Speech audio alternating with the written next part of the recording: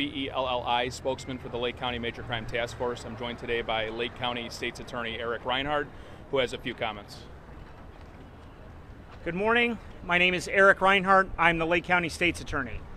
This morning, a few moments ago, the judge ruled that Robert Cremo III would be held without bond and that there was probable cause to hold him at this time for 7 counts of first-degree murder. We have filed those counts alleging the intentional killing of 7 individuals. Based on the information that the investigation has produced so far, the judge found that the evidence was at such a level that he could be held without bond. Also, because the fact that it is a mandatory life sentence. Additional details were developed during that bond hearing. I know there was a pool reporter there for that. I can certainly answer some additional questions about that. I want to continue to emphasize that this is an ongoing and active investigation with all of our law enforcement partners. If anyone has any surveillance footage whatsoever of the July 4th Highland Park parade, we would urge them to contact the Highland Park Police Department. Deputy Chief Covelli probably has the best phone number for that. I can take a few questions. Sure. Can you tell us, there's been this question about how the shooter obtained these weapons, this question about maybe the father sponsoring this license even after those initial contacts with law enforcement. Are you looking at any potential criminal charges with other family members, the parents perhaps? I don't want to comment on that. I don't want to answer that question right now in terms of what our work continues to be to look at all of the information and evidence in this case. Is there precedent to charge a family member who has signed off on a FOID application for someone who's under 21? Is there precedent for that? That is not something that I have done in my administration. It is something we can get back to you on that question in terms of whether that's been done in the past. I know there's another state in Michigan, totally different set of facts. We can get back to you on that, but that's not something that I have personally done while I've been state's attorney. The bond hearing, Mr. Cremo's statement to police was discussed. Can you please elaborate on that and what he admitted to? Well, his statement was voluntary. He was questioned in the Highland Park Police Department. He was read his Miranda warnings, offered attorneys, etc. He went into details about what he had done. He admitted to what he had done. Can you provide new insight into his trip into Wisconsin and any potential motive or motivations for that? No, and I was also asked the question if he said why he did it. We don't want to speculate on motives right now. Has he spoken about it? Has he spoken about it? I'm gonna refer that question to Deputy Chief Covelli. Certainly our investigation is gone very much into what happened after the shooting, what Cremo's plan was. Investigators did develop some information that it appears when he drove to Madison, he was driving around. However, he did see a celebration that was occurring in Madison, and he seriously contemplated using the firearm he had in his vehicle to commit another shooting. In Madison. Do you know how much ammunition he had at that point on his body? Approximately 60 rounds. At that point, he did? Yes. 60? Yes. What about his motivation for the attack in the first place? His motivation isn't necessarily clear. I don't want to go specifically into what he told investigators. However, he had some type of affinity towards the number 4 and 7, and inverse was 7-4. Do you believe his plan was to go to Highland Park and then to Madison all along?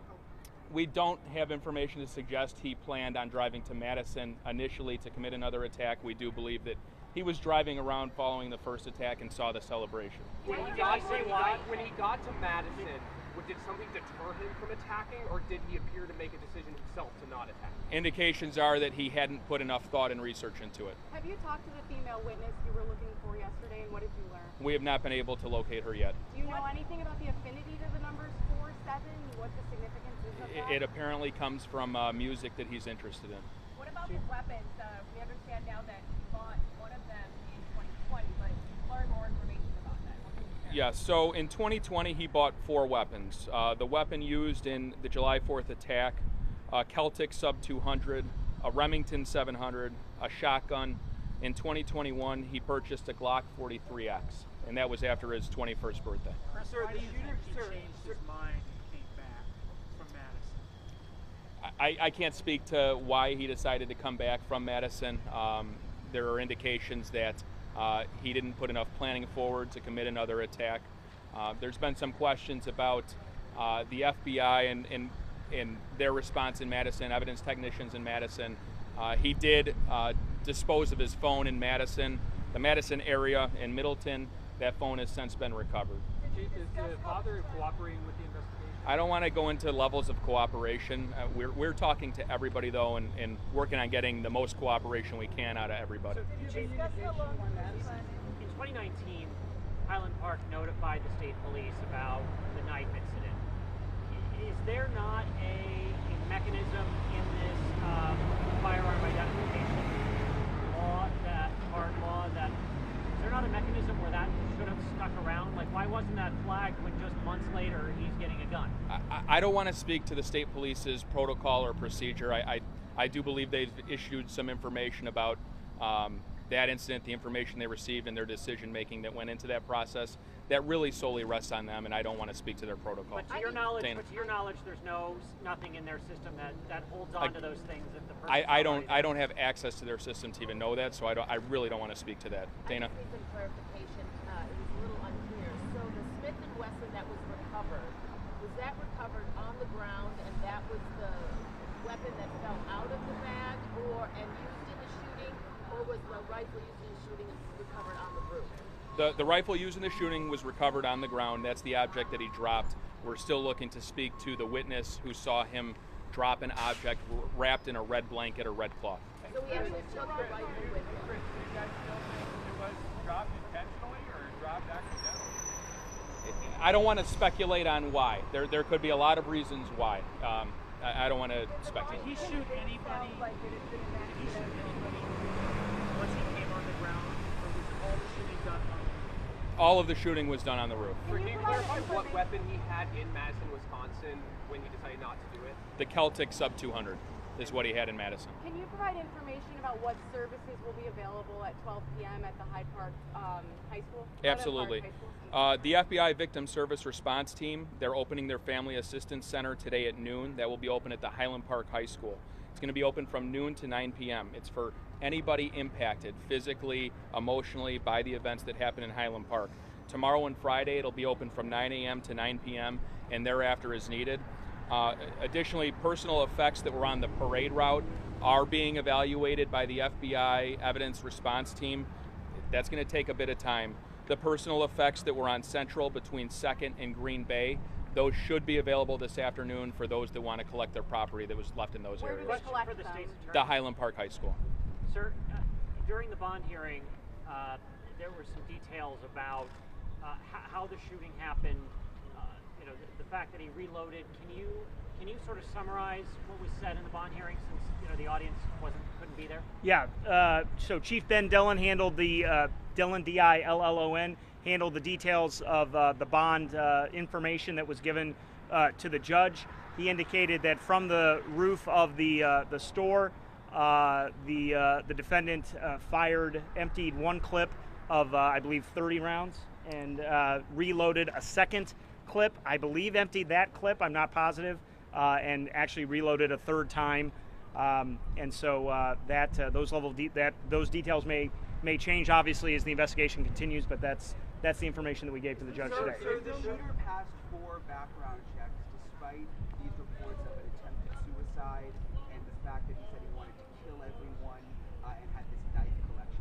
How is that possible in a state with the strictest gun laws, and how frustrating is that for you? So a couple things. I made these comments yesterday that I think we need to increase our awareness about the red flag law. We can certainly get you the details of that red flag law. We have a little bit of information about that today. When I have said the words red flag law, that's a specific firearm restraining order. We have to get into a little detail here. There's a firearm restraining order. There is also a process to check individuals before they get their FOIDs. So there are 2 processes happening. So the Illinois State Police manage the FOID process. That's the fire owner ID card under Illinois. The Illinois State Police manage that process. Deputy Chief Covelli and I share the same response on that, which is that you have to get into the details of exactly when the information is given to the state police, what is the level of detail that's given to the state police, and then how they deal with that information for the FOID application process. There was never a firearm restraining order. That's what I have used the term red flag. That type of order has never been, Mr. Cremo has never been involved in that type of order. That is an order where primarily family members and other individuals can go to a court and ask that somebody have their firearms taken and not be allowed to purchase firearms. To be very clear, that did not happen in Mr. Cremo's case. A lot of the questions have been about the Illinois State Police internal process. Was the police that made that request, though, if the family didn't, since the police went out to the home, could they have? It's on a case-by-case basis, and it would depend on the individual information that they had at that time. And to be clear, there were no firearms when they went to the home in 2019. So we'd have to look at some very specifics of.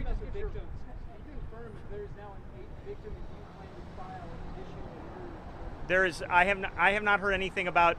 I've not heard anything about an 8th victim. There was another victim that was identified. Is that the 7th victim? Yes, I'll let. Yeah. That is the 7th victim. That is the 7th victim. It's a total of 7 victims that have passed. Chris, did he make any Mr. Reinhardt, can I calls ask you, on sir, the just road? on Did he make any phone calls on the road going to and from Madison? And can you I can't get into those specifics at this point. just on as a public safety professional, just your reflection. This is obviously the same type of weapon system that we've seen used in so many attacks across the country. As someone here who's responsible for public safety, just your reflections on that same type of weapon being used in attack in your community. Yeah, I was asked about my reflections upon the use of this type of weapon in an attack in my community, what happens to be my hometown. As I said yesterday, the state of Illinois and the United States should ban these types of assault weapons. We had this ban from 1994 to 2004 with bipartisan support. Bipartisan support. There was a ban of these types of weapons between 1994 and 2004. Everything shows that these types of horrifying, devastating incidents went down during that time. My position as a public safety professional, as one of the many individuals responsible for the safety of the people in Lake County, we should have a statewide and national ban on assault weapons.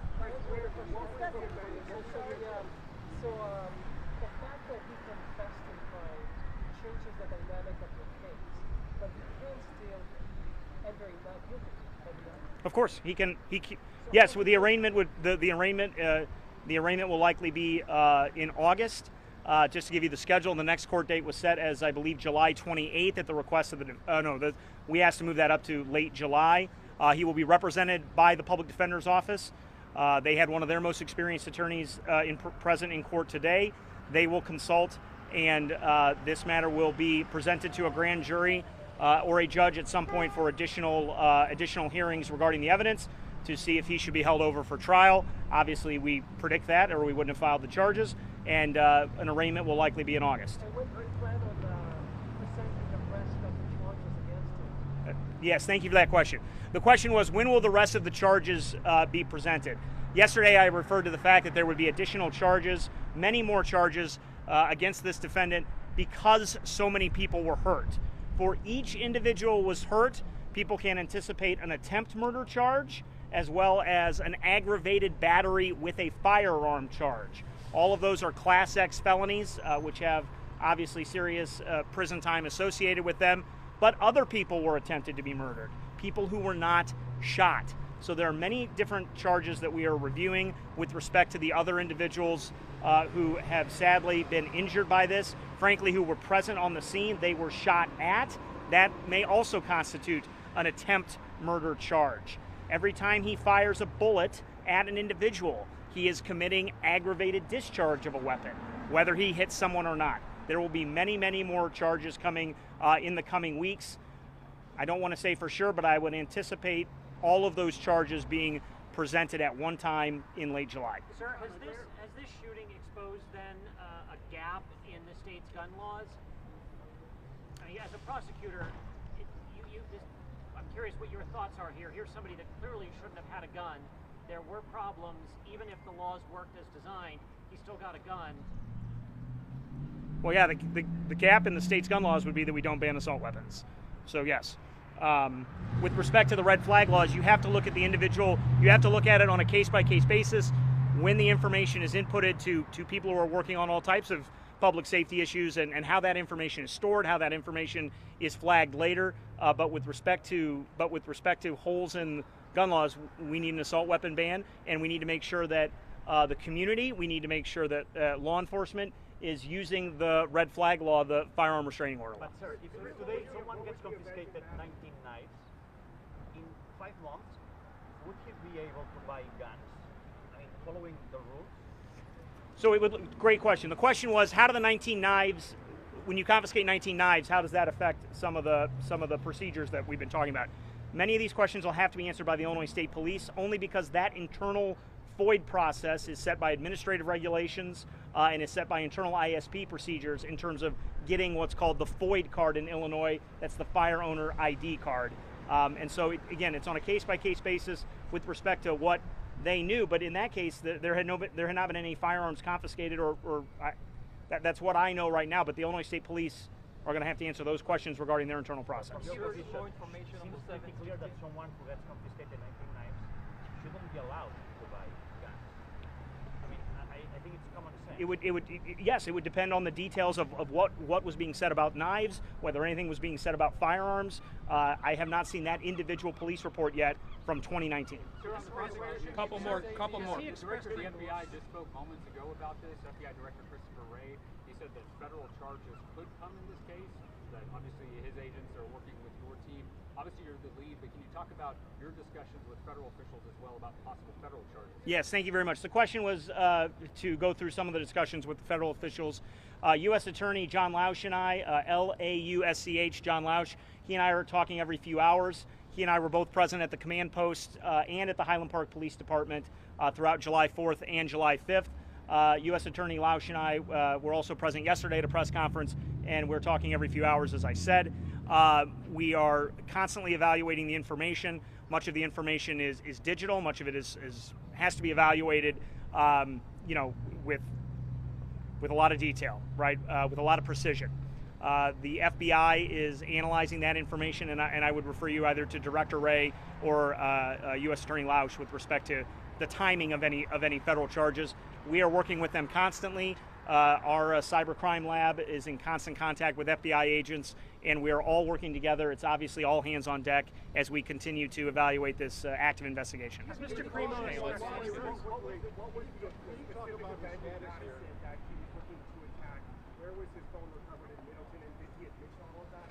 I don't want to get into specifics about what he said in the interview and what he didn't say in the interview, or what he admitted to and not, but what investigative leads have thus turned up is that while he was driving and he located this celebration occurring in the Madison area, he contemplated another attack with the firearm he had in his car.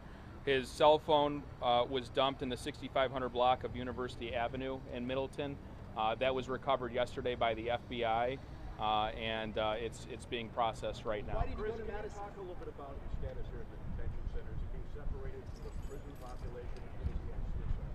So what happens now that the bond hearing occurred, the judge held him without bail. He will go through an intake process at the Lake County Jail. They will go through a number of criteria, questions, and he'll be classified on where he should be placed within the jail. Depending on how those questions turn up, he might be placed in an individual cell. That's something that the jail will work on, and they go through their internal processes. Chris, during the interview, did he express any kind of remorse or anything like that? I don't want to get into his demeanor during the interview. We'll take two more, guys, two more. Where was he at in Wisconsin? What event? Sir? Where was he at in Wisconsin? When he was at the 7 hours that we were looking for him, when he went to Wisconsin, on his way back, he was caught on 41 by a North Chicago police officer. Where was he at in Wisconsin? He was in Madison and Middleton, Wisconsin. Do you have any indication why he went to Madison of all places? No. And No indication. What event was it that he was contemplating? There was some event, celebration occurring in the Madison area. Chris, how long did he plan for the Highland Park shooting? He planned this for several weeks for the Highland Park shooting. Any last questions for the state's attorney? All right, folks, this is probably going to conclude our formal press briefings on this matter. If there is breaking news or anything major that does develop, we will call a press conference. Otherwise, I would not anticipate major press briefings like this. Investigators have months to go continuing their investigation into this. We'll be collaborating very closely with the state's attorney's office. They'll be collaborating with their federal partners. We'll be collaborating with our federal partners. Any specific questions, please reach out directly. Thank you all. One more question. Is he on suicide watch? He's being classified now. I don't know yet.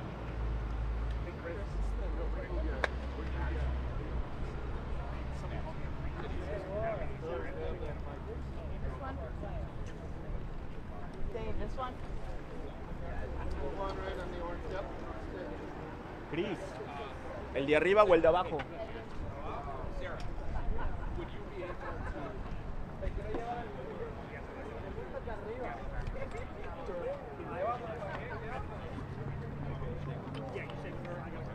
I gotta go back. You're welcome. Which one?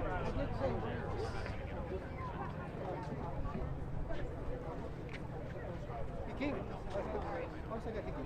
vamos a hacerlo en español, ¿sí?